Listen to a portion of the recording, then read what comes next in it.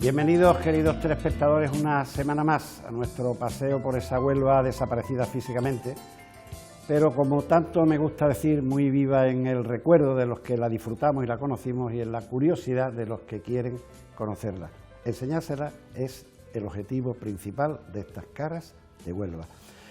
Esta semana recibimos en nuestro programa una cara de auténtico prestigio. Nos visita una persona cuyo nombre tiene una bien ganada fama dentro del campo de las letras.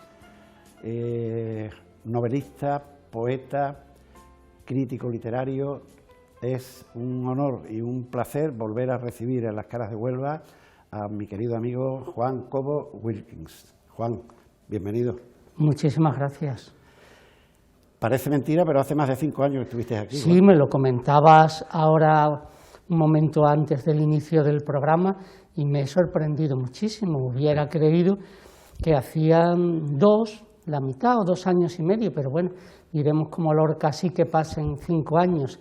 Es que llega un tiempo en el que los días son lentos, pero los años fugaces. De todas maneras, estamos los dos estupendamente, si comparamos la fotografía de hace 5 años con la de ahora. A pesar de todo lo que ha pasado, estamos estupendamente. Sí, sobre todo si además uno tiene que ir emboscado, pues... Yo siempre digo que hablar de Juan Cobo Wilkins es hablar de reconocimientos, de premios, de títulos que no deben de faltar en ninguna biblioteca que se precie. Y yo, para hablar de títulos, que hablaremos de más, quisiera empezar hablando de esta edición que ha sacado de El corazón de la tierra. El corazón de la tierra, que además derivó en una película que dirigió un paisano nuestro, Antonio Cuadri, que fue una coproducción internacional, que se llevó el premio a la mejor película latina en el Festival de Los Ángeles, que estuvo nominada a 2 Goyas. A 2 Goyas. Y que tú, la Isla de Sístola, te has sacado en una nueva edición con una novedad. Sí, tiene 2 novedades. El corazón de la tierra salió por primera vez en 2001 y desde entonces ha tenido sucesivas, constantes reediciones en Plaza Ijanés, Random House Mondadori. Y este año, que se cumplían 20 de su publicación prácticamente, yo quise aportar algo nuevo. No solo una reedición más a las, no sé si 14, 13 que lleva, sino celebrarlo con un prólogo en el que explico muy detalladamente la gestación de la novela y un epílogo creo que bastante sorprendente, porque en el epílogo entrevisto a la protagonista de la novela, Blanca Bosco. Bueno, hablamos del corazón de la tierra, pero mientras tuvimos Alas, otra de tus novelas, premio del público como mejor novela de 2004, Correcto. El mar invisible, finalista de la ciudad de Torrevieja. Y en 2015 una novela para mí deliciosa, que la comentamos aquí, sí, que es Pan y cielo. Pan y cielo, yo disfruté mucho escribiendo Pan y cielo. ¿Cómo se llevan también San Juan y ser miembro de la UGT? Bueno, es que quien ha leído El corazón de la tierra, El mar invisible, son novelas duras, novelas dramáticas, de un fondo también trágico. No podía ser de otra manera, porque El corazón de la tierra habla de las miserables condiciones de los trabajadores de las minas de Río Tinto en los primeros años de la Río Tinto Company Limited y la huelga y la masacre de 1888. Y El mar invisible es la conversación entre un preso condenado a garrote vil y un maestro preso por defender las libertades y por ser homosexual. Y tiene lugar todo durante una noche en la celda del preso condenado a muerte. Entonces, quien ha leído esas novelas, de mí puede tener una imagen de alguien así, muy serio, muy dramático, y como si fuera Atlas sosteniendo la bola del mundo en su cabeza. Pero yo tengo bastante sentido del humor, y cuando quise tratar el tema de la afiliación de San Antonio a la UGT, en Trigueros, las tiradas, lógicamente a eso no podía acercarme más que desde un guiño cómico. Y yo disfruté y me reí leyendo esa novela y me han contado cosas muy emocionantes sobre ellas, como a enfermos en una situación bastante difícil, delicada, le han estado leyendo esa novela y le han arrancado pues también una sonrisa. Me la dedicaste precisamente en tu anterior visita. Yo venía con mi libro a cuestas. Bueno, pues hay que decir también que eres un poeta muy sensible. No solo escribiendo, yo te confesé un día que en un recital estuviste leyendo en el Café Trébol de las Hermanas de Acracia. Correcto, sí. Y te confesé y te dije, digo, Juan, es quizás la primera, una de las pocas veces que se me han saltado las lágrimas escuchando a alguien leer unos versos. No sé si te acuerdas de aquella noche. Me acuerdo perfectamente de esa noche. Pasamos una noche fantástica. Bueno, yo en tus publicaciones leo, porque ya me pierdo de poemario, Llama de clausura, Escritura o paraíso, Biografía impura. Últimamente, más conocido ya, El mundo se derrumba y tú escribes poemas, Matar poetas. Matar poetas. Y después hay una antología que es Donde los ángeles se suicidan. Es que lo tengo aquí debajo. Sí. Los dos últimos títulos se han hecho virales, porque en toda la pandemia, en toda la reclusión, El mundo se derrumba y tú escribes poemas, empezó a correr por las redes porque la gente lo veía como premonitorio. Exacto, ese título. Es que venía en el momento exacto, con la frase de ponerle un lazo de color a un decorado tan negro. Sí. Y después Matar poetas, si quitas poetas, es cultura en cualquiera de todos sus aspectos, porque utilicé poetas, pero como símbolo de la cultura, no solo de quien la hace, sino de quien la goza y la vuelve activa, no pasiva, con su participación. Y ese tiempo, después de que el mundo se derrumba, ha sido el de matar la cultura. Así que espero a un próximo libro ponerle un título esperanzador. Mira, también publica La Huelva Británica, y te digo esto porque el paseo de hoy va a ser eminentemente británico, que realmente es lo que tú eres, nacido en Río Tinto, es lo que tú has vivido, lo que tú has conocido, y vamos a empezar el paseo, como no podía ser de otra manera, estando en la Casa Colón, pues desde la propia Casa Colón, desde esta maravilla, que cuando, compañero, podemos poner la foto en pantalla. Yo te dejo esta foto, esto es una postal que mandan en el año 14, pero te dejo la foto para ti. Me parece una preciosidad. Es una maravilla que en el centro de Huelva, con solo subir unas escaleras y traspasar una entrada, se encuentre uno en una isla de silencio, de tranquilidad, en ese remanso de paz que son los pequeños jardines interiores de la Casa Colón, pero que te aíslan completamente del tumulto del exterior. Yo muchas veces me he venido a leer sentado en uno de esos bancos y me ha parecido que el tiempo se detenía, que al entrar y el salir de este lugar me movía en la máquina del tiempo. Yo te tengo que decir que por razones de la tele entro y salgo, además vivo ahí en la acera de frente, y siempre me pregunto cuando estás solo, ¿cómo es posible que no haya nadie aquí, sino leyendo, meditando, relajándose? Porque como muy bien has dicho, en pleno corazón de Huelva, hoy, cuando esto se hizo, estaba en el confín de Huelva, hoy en pleno corazón, rodeada por avenidas, por la Avenida Italia, por la Gran Vía. Sí, claro, por las dos vías principales de Huelva. El silencio está solamente roto por el ruido del agua de la fuente. Sí, yo ahí me he sentado, como te digo, a leer muchas veces o sencillamente a estar conmigo en mí pensando. Pues verás que si cambiamos ahora de foto, compañero, verás esto que estás tú hablando, ahí la tienes, ¿no? Tenemos que decir que aquí el dinero fue alemán, lo disfrutaron los ingleses, pero que el jardín era francés. Sí. Qué preciosidad. Por otra parte, siempre me ha entristecido las circunstancias y lo que ha venido después, la desaparición del pabellón del fondo, que era uno de los pabellones, uno de los salones más grandes que existían, exento de columnas. una maravilla. En tu visita anterior pusimos esa imagen del salón, y el salón, hay que decir que era una auténtica maravilla. Yo he estado muchas veces en él cuando no era fácil entrar, porque mi tía, lo comentaría en aquel programa, era planchadora, y entonces le planchaba los puños y los cuellos almidonados, y ella vivía en el barrio obrero, y cuando venía, como me gustaba, sabía que me gustaba esto mucho, me decía, Dieguito, que voy a la Casa Colón. Entonces yo entraba con ella, Juan, y entraba en otro mundo. Aquí había caramelos, había revistas en color de estas que hay ahora, cuando aquí no había ninguna. Era realmente otro mundo. Sí, yo recuerdo en la biblioteca del Club Inglés de Bellavista, pero en Río Tinto, la biblioteca de Río Tinto del Club Inglés, las revistas de moda de la época, que todavía algunas se conservan con ese encanto ya del color desvaído que se ha ido desluciendo.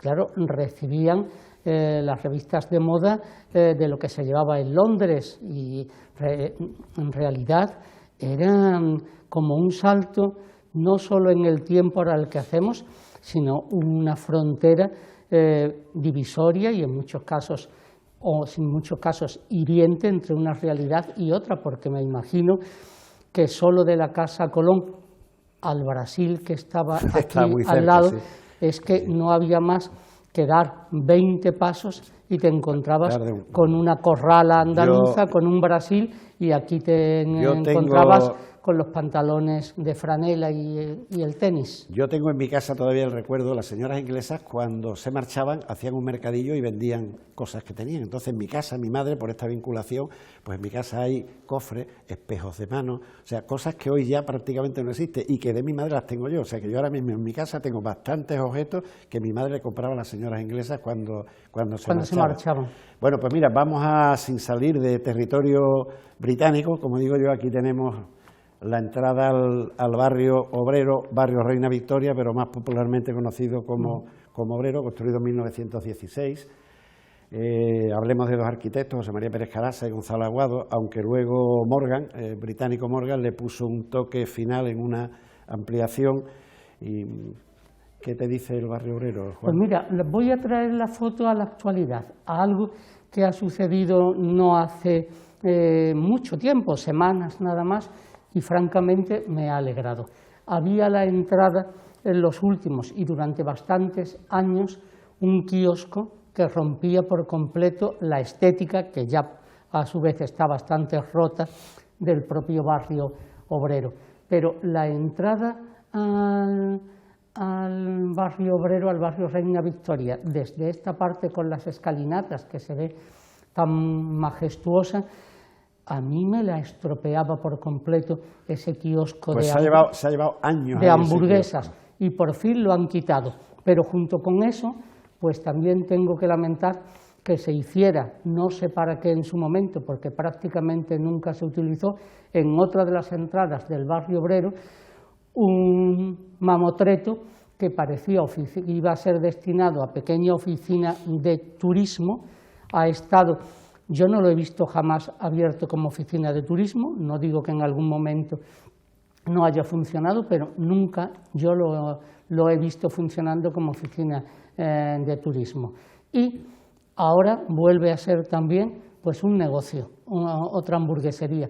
Creo que tenemos que cuidar la estética de nuestra ciudad, porque la estética también significa una ética. Que es un BIC y que se debe de cuidar porque ha habido épocas peores. Mira, y ahora sin movernos del barrio, estás en Huelva, Juan, no estás en la película de Doctor Zhivago. Esto no es Doctor Zhivago. Ojalá estuviera yo en la película de Doctor Zhivago, porque sabes, Diego, que no hace mucho, en realidad muy poco. Mira, no me ponga los dientes largos porque te vi la foto y me los pusiste pues con Julie Christie. Admiradísima mía, digo, sí, pero ¿qué hace este buen hombre con Julie Christie? Pues me fue a escuchar en una lectura de poemas y cuando supe que Julie Christie venía a la lectura de poemas que yo iba a dar, comprendí que seguía enamorado de ella como desde la primera vez que la vi en Doctor Zhivago. Y me hace recordar eso, que además Doctor Zhivago se rodó en España. Sí. sí. Qué preciosidad, ¿no? El barrio obrero. Esta foto Nevado. es una auténtica preciosidad. Qué preciosidad. Eso debía de ser el 54. Yo Eso no fue en había el 54. nacido, pero me dijeron que, bueno, 54. he sabido que en el 54 nevó. Esa Hace foto- nada he conseguido Esa foto ver la está nieve otra vez. está hecha el día 3 de febrero, porque nevó el día 2 por la Sí. tarde. Luego está claro que esta se sacó en la mañana siguiente, ¿eh? Y fue una nevada. Yo llegué a ver a mis tías, junto a un primo mío, fuimos a ver a mis tías porque es que era una auténtica preciosidad. Y recuerdo dos flashes de ese día: el barrio obrero y el campo de fútbol del velódromo hecho una pista de patinaje auténtico. Son dos flashes. Yo tenía ya 10 años, o sea que tenía edad para recordarme. Yo no he visto esa nevada, no había nacido, pero hace nada, 15 días me cogió, estando en la Sierra de Huelva, la nevada, que allí no cuajó ni muchísimo menos, como en Madrid, como en Toledo, pero llegué a ver los montes nevados en la sierra. Bueno, pues sin cambiarnos de paisaje de británico, vamos a ver algo que ha hecho mucho en Huelva, la medicina británica. Sí. Esto que tenemos aquí, como tú bien conoces, es el hospital, Es el hospital, de los sí. ingleses, que está donde hay un centro comercial hoy, pero nos tenemos que remontar al inicio, que fue el doctor Luis Daniels. Yo he tenido aquí a Rafael Luis Corrales Daniel, familia de él, que la primera clínica británica estuvo donde hoy está Villa Mundaca, en Adoratrices. Es el primer recuerdo y Rafael lo comentó aquí, porque es familiar suyo, evidentemente, y cómo de ahí se pasó a los célebres doctores Mackay y McDonald, con sus dos preciosas casas, que tenemos la suerte de que se han rehabilitado. En una vive la familia de don Anselmo Botello, que en paz descanse, y la otra creo que no hace mucho alguien que creo que es piloto de líneas aéreas o algo así, se ha metido en la aventura de reformarla, arreglarla, cuidarla, y la verdad es que eran dos casas Espléndidas. preciosas, con unas vistas espléndidas. O sea que tenemos que agradecerle también a esa influencia inglesa en Huelva, que es mucha, como vamos a seguir viendo en el programa, la medicina. Mira, en Río Tinto había una enfermera inglesa que era muy dura de carácter, perseguía a los pacientes que llegaban cuando no se querían liberar de una navaja que llevaban, de una charrasca, y los perseguía incluso con una escupidera en mano por los pasillos a esos obreros que llevaban a lo mejor, como te digo, una navaja o algún arma blanca o algo que no era correcto. Pero era muy querida, tan querida que al final le rindieron un homenaje y todos hablaban con respeto. Me gustaría que junto con los médicos, y además en este tiempo que vivimos, pues ese homenaje a esas enfermeras que estuvieron en estos hospitales. Por supuesto que sí. Mira, yo ahora quiero darle las gracias a una amiga que colabora mucho en el tema de la fotografía, que es Oliva Castro, que PC de fotos, concretamente esta que va a entrar ahora es una foto sensacional, que es de su archivo personal, y es nada más y nada menos que la construcción del muelle de Río Tinto. Una foto que tengo que confesar que hasta que ella me la ha cedido yo no la había visto. Había visto muchísimas fases del muelle, pero no había visto esta en plena construcción del muelle. Esto se construyó entre 1874 y el 76. Parece increíble, pero es realidad que esto viniera desde la cuenca minera, una línea férrea, que hicieran este puente que afortunadamente se ha recuperado con la labor del el ayuntamiento para el puente y la autoridad portuaria en el paseo marítimo, porque aquello ha adquirido una visión, yo te diría que tranquilizadora del alma, con las puestas de sol que hay allí. Entonces, que este puente podamos ver ahora con los medios tan rudimentarios que había entonces, estamos hablando de 1874. Eso fue una obra de ingeniería impresionante, espectacular, que por muchas veces que se diga y se cuente no serán bastantes, porque es increíble en el tiempo tan breve que se hizo y la grandiosidad que tiene. Y a mí me importa también otra cosa mucho, es que se ha convertido en icónica en Huelva. Desde hace ya tiempo, yo creo que todos los que viven, todas las que viven en Huelva, el muelle de Río Tinto, que no el muelle del Tinto. No, yo tengo siempre mucho cuidado. Digo, yo tengo mucha lucha con lo que le llamen el muelle del Tinto. Aunque esté en el Odiel, pero es el muelle de Río Tinto, porque a lo Tinto. que hace referencia es a la Río Tinto Company y no al río sobre el que está. Pues me parece que es una fotografía emocional de los onubenses. Esta es fantástica. Y verás qué curiosidad, pasamos de fotografía y sin apartarnos del puente, esta foto es tan de Oliva Castro que ese señor es su padre. Y esto es una piscina que se formaba conforme pasaba el muelle en el margen izquierdo, a la derecha quedaba la ría, y el agua era de la ría que pasaba por unos conductos por debajo de la carretera. Fíjate lo que estamos hablando en los años que hace, ¿eh? Ellos también tenían ahí, eso sí lo habrás escuchado decir, un pequeño campo de golf. Que solo lo utilizaban Pero ellos. Esta foto es muy insólita. Esta es fantástica. Muy insólita, sí. Y además con la presencia del padre de Oliva, o sea que no cabe la menor duda de la presencia física. No había visto yo una foto de esa piscina, que en realidad es una balsa. Es una balsa. Es una balsa.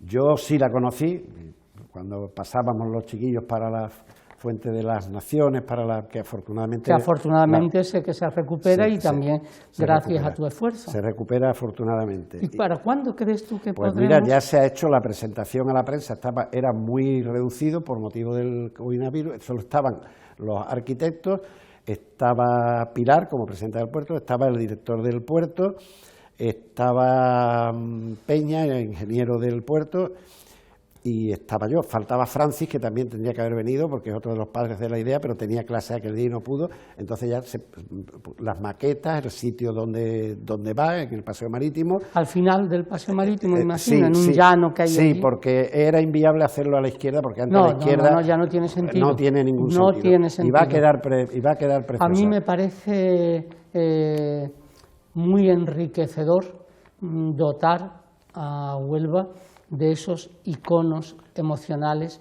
de esas señas de identidad, conservar las que tienen, legarlas, y las del pasado que desaparecieron, si se pueden hacer como Lázaro y resucitarlas actualmente, volver a llenar Huelva de esos guiños que hacen sentirse en una ciudad con pasado. Con Pilar, además, el día que la tuve aquí, una señora en la calle me dijo que yo había tenido, dice, ¿ha tenido usted con la señora del puerto boca de fraile? Digo, yo no conocía, digo, ¿y eso por qué? Dice, porque le ha pedido usted de todo. Le ha pedido que el puente lo vuelva a unir, que el muelle lo vuelva a unir, le ha pedido que el de Tarsis, que ya lo están arreglando en parte los de Tarsis, que precisamente aquí tenemos una foto preciosa, a mí esta foto que hay ahora en pantalla me enamora, estas vistas aéreas de los muelles es algo que me enamora, desde el doble muelle de Tarsis, con una caseta de oficinas preciosa. Preciosa. Que eso sí se restaura. Lo que me decía Pilar es que no puede restaurar todo el muelle, porque era una millonada impresionante, eso tendría que ser... Ella siempre nos ayuda, y como tú eres uno de los partícipes, puedo ir avanzando la noticia, en esta exposición que inauguraremos en abril, ya tenemos fecha en abril, de invitados que habéis pasado por las caras de Huelva, pues tengo que decir que la va a patrocinar la autoridad portuaria, o sea que el seguimiento que tiene de las cosas de Huelva, yo cuando nombraron a Pilar presidenta de la autoridad portuaria, digo, conseguiremos muchas cosas, porque ella es una persona que ama a Huelva y bueno, y que lo está demostrando poniendo al día cosas que llevaban años y años en el polvo del olvido. Pero vamos, esto es una foto, una vista aérea que la gente joven no se puede imaginar que el muelle de amarre, el muelle norte, el muelle de levante, el muelle sur, tenía el movimiento tan impresionante que tenía entonces. Ni se podía imaginar la cantidad de barcos que había cargando y descargando. ¿Te imaginas lo que era cuando esos barcos estaban navegando, cargando, descargando, y al tiempo llegando los trenes al muelle de Río Tinto en las dobles vagonetas de carga, de descarga? Yo me quedaba embobado, querido Juan, como por esto recuerdo tantas cosas de Huelva. Yo iba paseando para la Fuente de las Naciones, que estaba muy cerca, y yo me quedaba embobado de que dieran la vuelta allí, y que sinceramente es algo que a mí me ha fascinado siempre. Que daban la vuelta y descargaban. Descargaban, y sobre todo escuchar, como digo yo, a los marineros ingleses, que además los marineros extranjeros se emborrachaban y escucharon aquellas lenguas tan extrañas. Bueno, en televisión el tiempo es el que es y por eso vamos a terminar, pero vamos a terminar con la próxima foto, que es la salida de los obreros de la compañía de Río Tinto, que nos va a acompañar en nuestra salida. La salida de los obreros, Huelva se movía por Río Tinto. Yo vivía en la calle Verdigón y estaba el pito de Río Tinto, que se decía. Pito que sonaba a las 8 para entrar, a las 12 para salir y comer, a las 13 para volver y a las 5 para salir. Y el pulso de Huelva se movía en función, en mi casa, tanto dos tíos míos que vivían en el mismo edificio, los dos eran funcionarios administrativos en Río Tinto, decíamos, el pito de Río Tinto, ya viene el tío Marinano, ya viene el tío Ramón a comer, porque es lo que guiaba un poco a Huelva. Exactamente igual sucedía en la propia Río Tinto, en el pueblo de Río Tinto, en el que yo nací, en el que se regían las horas por el pitido de los trenes, por el silbato de los trenes, y eran de tal puntualidad que uno sabía exactamente si eran las 12 del mediodía o las 5 de la tarde. Yo recuerdo diciendo a las mujeres, a los hombres que estaban hablando, uy, la batea de tal hora, me voy para casa. Nunca mejor dicho lo de puntualidad británica. Sí, seamos puntuales también con realización, que luego se queda de las tardanzas. Despidamos el programa.